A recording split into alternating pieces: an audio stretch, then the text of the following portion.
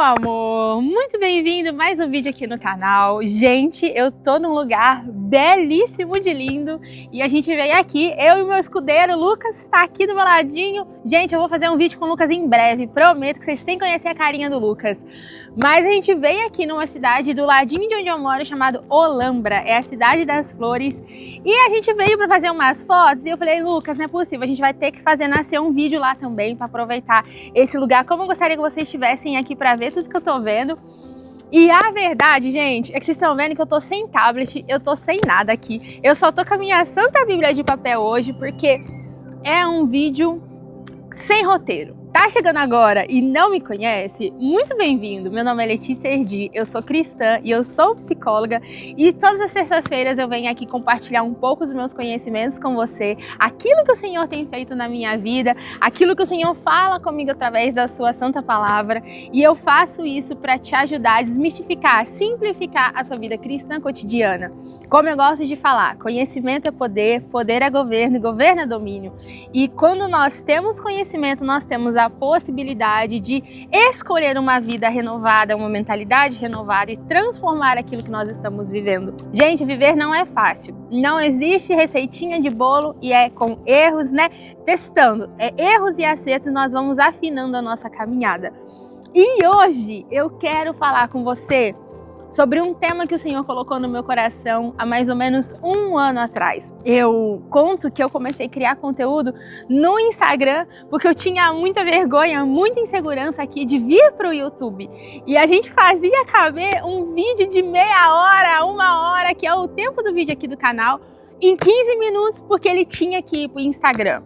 E eu me lembro que o Senhor me deu esse tema do vídeo de hoje logo no comecinho que eu comecei esses vídeos lá no Instagram, mas eu não sei por que o Senhor não me permitiu, né, gravar e postar. E hoje o Senhor estava falando comigo nessa palavra, e hoje nós vamos comentar sobre um texto que se encontra em Êxodo.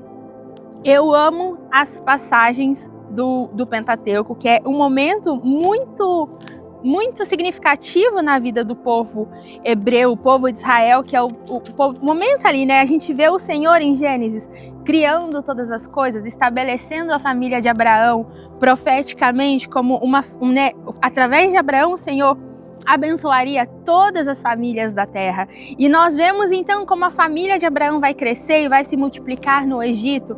E depois a saída do povo de Israel do Egito e toda a sua perambulação, né, no deserto.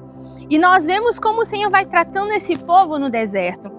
E eu gosto de falar, né, que eu não conheço ninguém, gente, que não passa uma prova, né? E se você tá aqui, você chegou aqui, você fala pra mim assim, Letícia, tá tudo ótimo na minha vida, então, meu amor, eu recomendo pra você procurar outro canal, porque eu acho que esse canal não é pra você.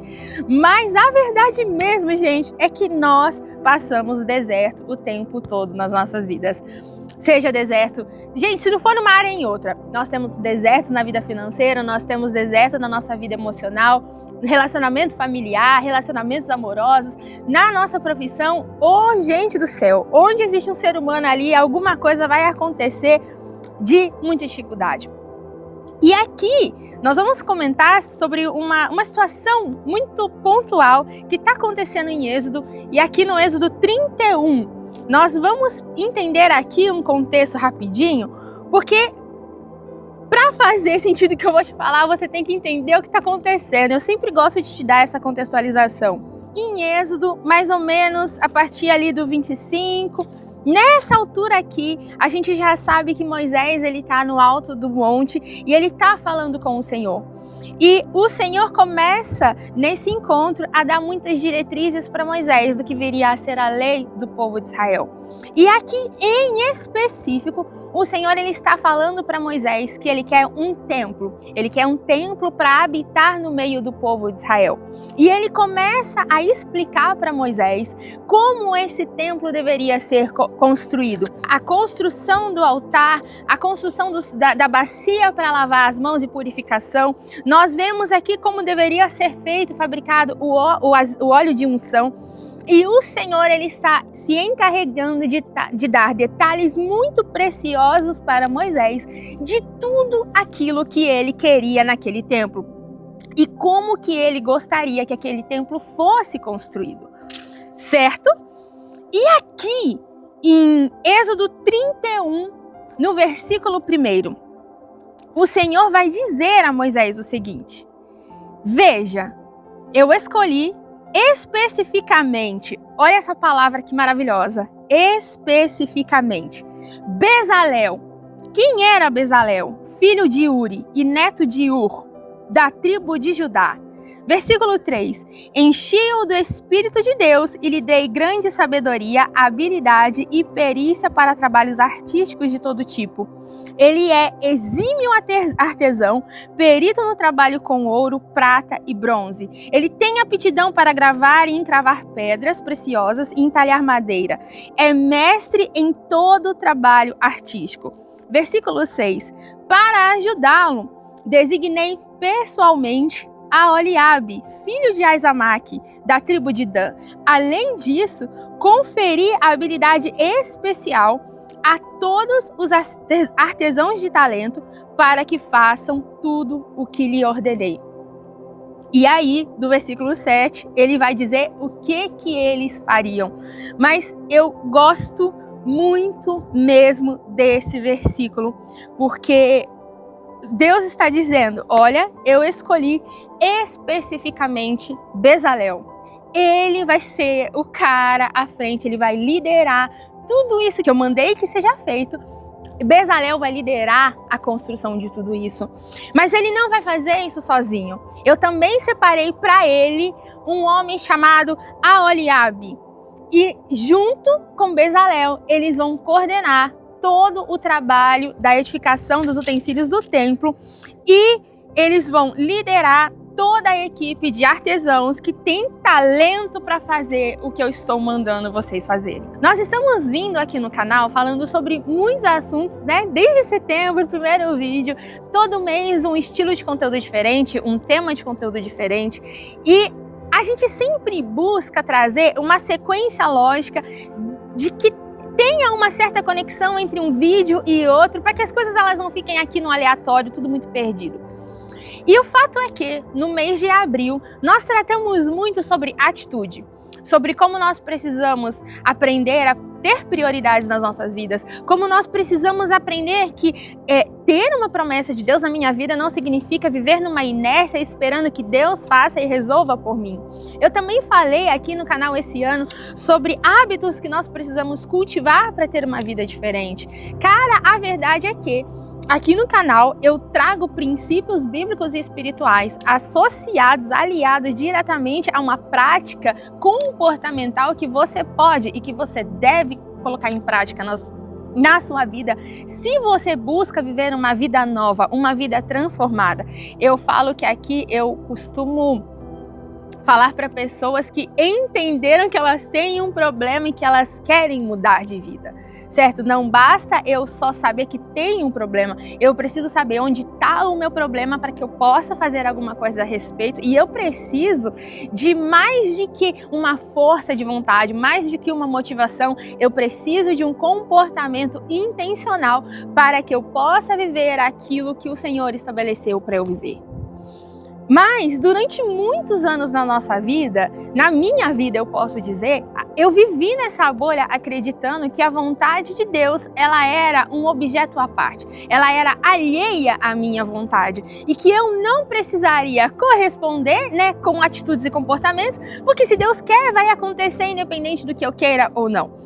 Só que também existia um outro viés, um outro lado, de uma outra crença que ela não é verdadeira, que é o fato de que eu sou suficientemente boa ou ruim para interromper a vontade de Deus de se cumprir na minha vida.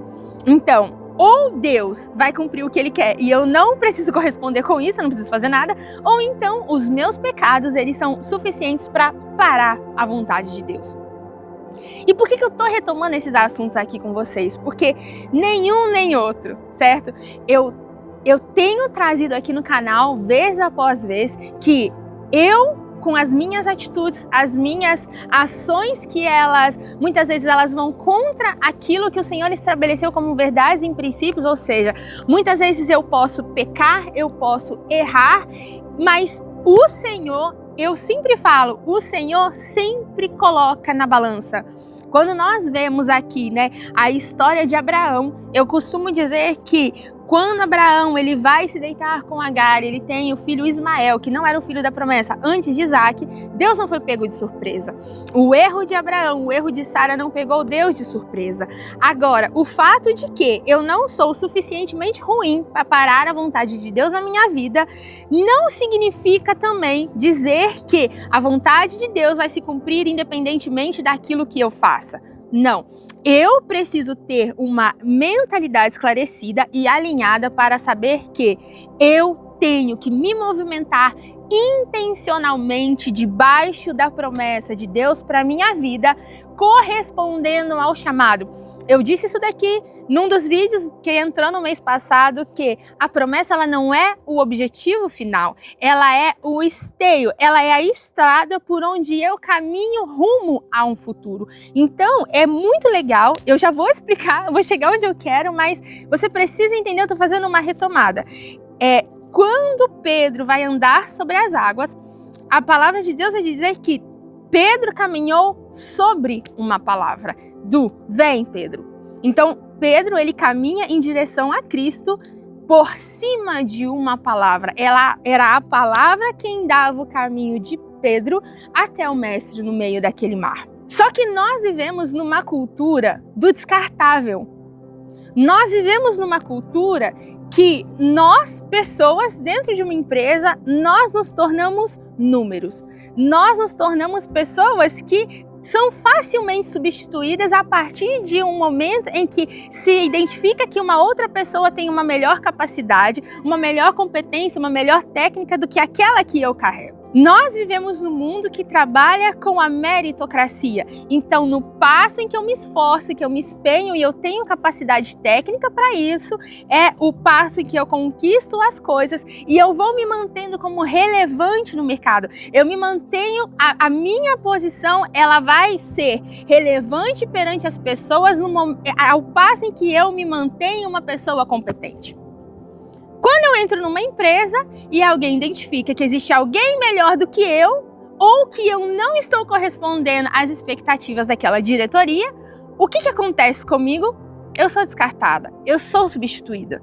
E nós pegamos essa visão que funciona muito, vamos ser sinceros, é uma visão que funciona muito para a operação do mundo, a operação secular, a vida cotidiana. E nós pegamos ela e nós transportamos para o reino de Deus. E aqui nós temos um erro. Porque Deus não tem pessoas por descartáveis. Deus não trabalha com planos descartáveis. Deus não tem plano A, plano B, plano C, plano D. Deus tem um plano e ele é perfeito. A Bíblia vai dizer que Jesus ele foi o Cordeiro maculado muito antes da fundação dos tempos. Isso quer dizer que antes que existisse um problema chamado pecado no mundo, Deus já tinha uma solução para ela. Deus não cria planos que são abandonados, Deus não estabelece promessas que são descartadas e a vontade de Deus, ela é boa, ela é perfeita, ela é agradável e eu também já falei sobre isso aqui num vídeo que saiu alguns meses atrás, eu vou deixando linkado tudo isso daqui para você. E por que eu vim falar sobre isso hoje? E eu gostaria que isso fixasse na sua mente de uma vez por todas e se possível, de tudo que você puder gravar aqui nesse canal, grava isso. O propósito de Deus para a sua vida, ele não é transferível para outra pessoa. E eu amo como o Senhor deixa claro aqui em Êxodo 31, quando ele diz que eu escolhi especificamente Bezalel e eu escolhi especificamente Aholiabe para ser o ajudante dele. Deus especificamente nos escolhe. Deus especificamente, eu falo que Ele nos predestinou para a realização das boas obras que Ele preparou desde antes da fundação dos tempos.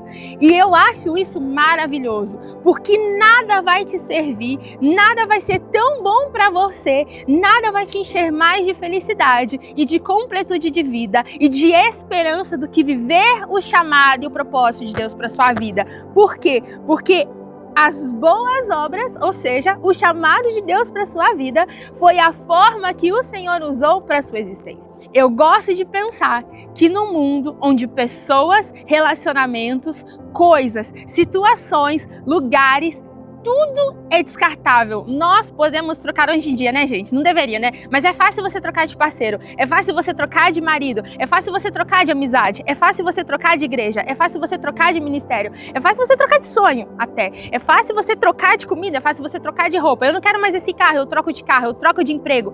Tudo na nossa vida é substituído. Mas Deus faz coisas perfeitas, insubstituíveis para as nossas vidas. O chamado de Deus para a sua vida é seu e ele não pode ser transferido para outra pessoa. E eu gosto disso. Eu gosto de pensar, isso me traz esperança, que muito antes de o Senhor sonhar comigo, muito antes de o Senhor pensar no meu rosto, no meu cabelo, na cor, né, dos meus cabelos loiros, dos meus olhos azuis, só que não, o Senhor, ele imaginou que existiria uma missão aqui e quando ele viu aquela missão, ele viu o meu rosto. Eu tô te falando isso porque você precisa entender de uma vez por todas que só você pode se apropriar. A gente tem umas brincadeiras aqui, né, no mundo cristão, tipo, aquilo que é meu vem na minha mão, o que é do homem o bicho não come. E se você for limpando essas crendices populares, esses dizeres, né, que não são bíblicos, mas você vai limpando isso, você vai vendo que existe sim uma verdade bíblica sobre aquilo. Que a Bíblia vai dizer que o Senhor escolheu Bezalel e ele escolhe Aholiabe. E a partir deles, eram eles, não existiriam outras pessoas que conduziriam todos aqueles artesãos na equipe. Mas existe também, que é uma coisa que eu já venho falando aqui, o chamado de Deus, ele nos desafia. Imagina só, eu fico aqui imaginando agora, né?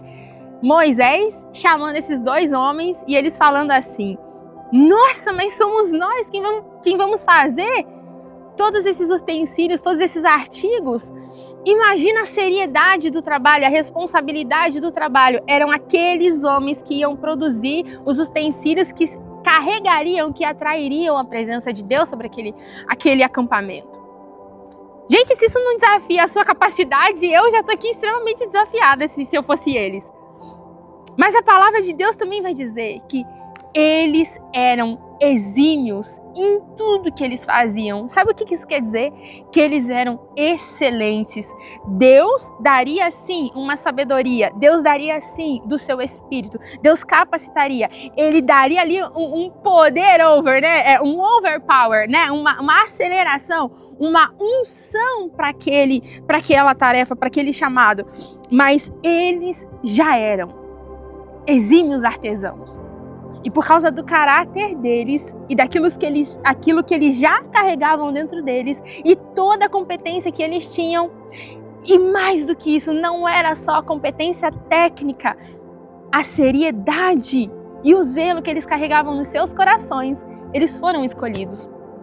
Mais para frente, se eu não me engano, em Deuteronômio, a gente precisa lembrar que num determinado momento, quando Moisés ele vai subir no monte e ele passa ali dias, 40 dias ali na presença de Deus, o povo está acreditando que Moisés perdeu. Olha só que loucura, que Moisés morreu.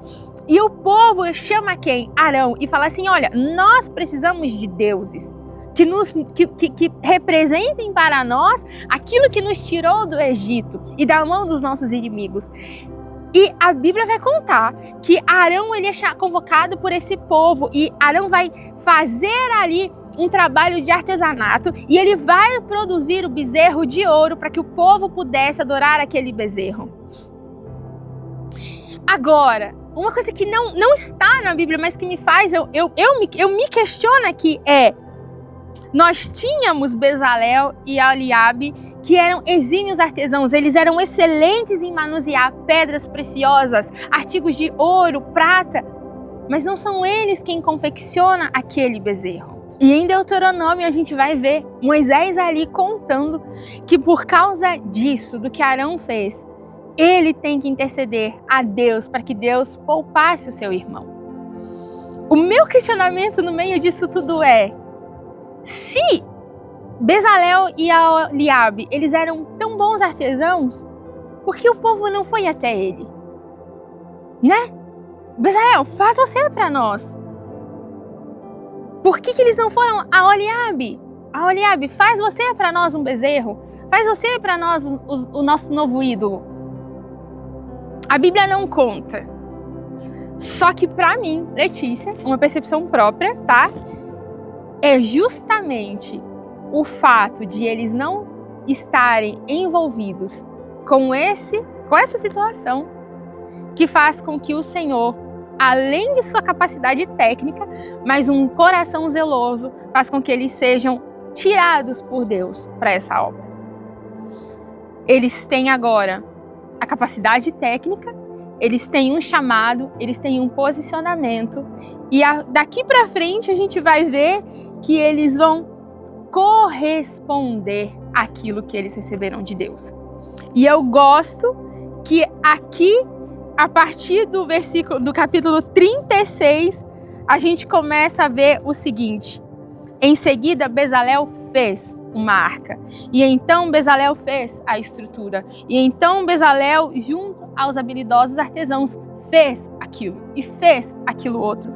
E no final, lá no capítulo 39, se eu não estou enganado, a Bíblia vai dizer que ele conclui tudo conforme o Senhor havia orientado a Moisés. Eu gosto de pensar que o Senhor, ele nos dá um chamado que completamente nos desafia, de todas as formas. O Senhor vai nos desafiar emocionalmente, socialmente, o Senhor vai nos desafiar tecnicamente, o Senhor vai desafiar o nosso lugar da nossa zona de conforto. Senão não seria chamado de Deus.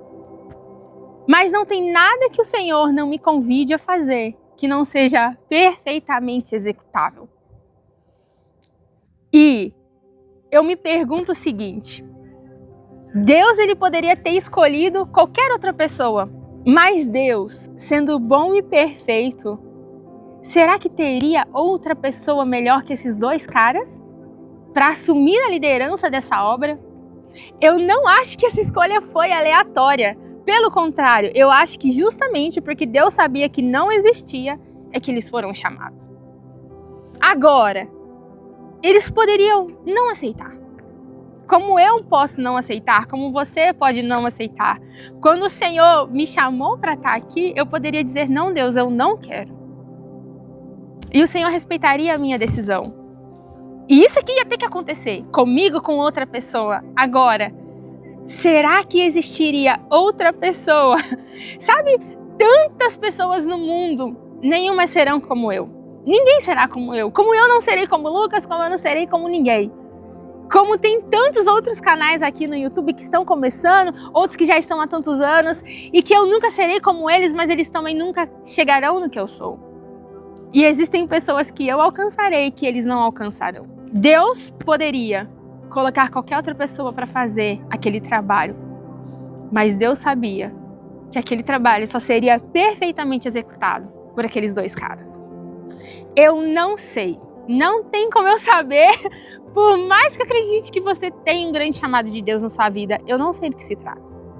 Às vezes o Senhor está te chamando para ser mãe, às vezes o Senhor está te chamando para ser uma ótima dona de casa, às vezes o Senhor está te chamando para ser médico, advogado, empresário, eu não sei. Mas eu sei que o que Deus colocou na sua mão para você fazer é perfeitamente executável e que você é perfeito para esse trabalho. Porque senão Deus teria chamado outra pessoa. Eu quero te encorajar. Nesse vídeo aqui lindo, nesse lugar lindo, a gente vai passar. Gente, hoje eu tô tão importante que até a minha amiga Nath tá aqui do meu lado. Hoje tá todo mundo aqui. Tem um monte de gente aqui, eu tô morrendo de vergonha, tá chegando moto. Mas eu tinha que gravar daqui pra te encorajar, pra passar essa vergonha um pouco. Porque tem um monte de gente que me olhando, para assim, fica olhando o que essa doida tá falando pra esse celular. Mas eu tinha que vir aqui te encorajar. A você abandonar os seus medos, as suas inseguranças, o seu perfeccionismo. Eu queria te encorajar a rever as suas prioridades para que você possa sim compreender de uma vez por todas que apesar das suas falhas, das suas limitações, da sua falta de recursos, dos seus pecados, Você é a escolha perfeita de Deus para que Ele está te chamando para fazer. Deus faz tudo perfeito. Escolher você representa essa perfeição. Toma posse disso. Não vai ser fácil, a gente tem que aprender. Nosso Deus! Nós que sabemos, né, Lucas? Ah, tá aqui fazendo assim pra mim, ó, dando risada. Nós é que sabemos que não é fácil e que a gente aprende. Vai lá e vê os primeiros vídeos desse canal, né, Lucas? Jesus da glória, eu vim falando isso daqui. Mas nós temos crescido na medida em que nós correspondemos ao pouco que o Senhor coloca nas nossas mãos. E eu quero te encorajar a dar o seu sim ao Senhor hoje. Eu vou me despedindo por aqui, acho que eu já falei demais. E eu vou aproveitar o dia de hoje, esse dia maravilhoso de sol aqui nesse lugar maravilhoso. E eu quero que você me conte aqui qual que vai ser a sua resposta. De coração, eu espero que você dê o seu sim ao chamado de Deus para sua vida. E que você entenda de uma vez por todas que aquilo que é seu, outra pessoa não pode ver no seu lugar. Você vai dar conta disso. É isso, o vídeo de hoje, esse bate-papo. Não me segue ainda, pelo amor de Deus. Já clica aqui, já clica no sininho, se inscreve e faz tudo. @Leticia.erdi é o meu Instagram, me segue lá também. E se quiser falar comigo, pode ir lá no meu direct que eu sempre respondo, tá certo? Um grande abraço, um beijo no seu coração, vejo você no próximo vídeo. Até mais!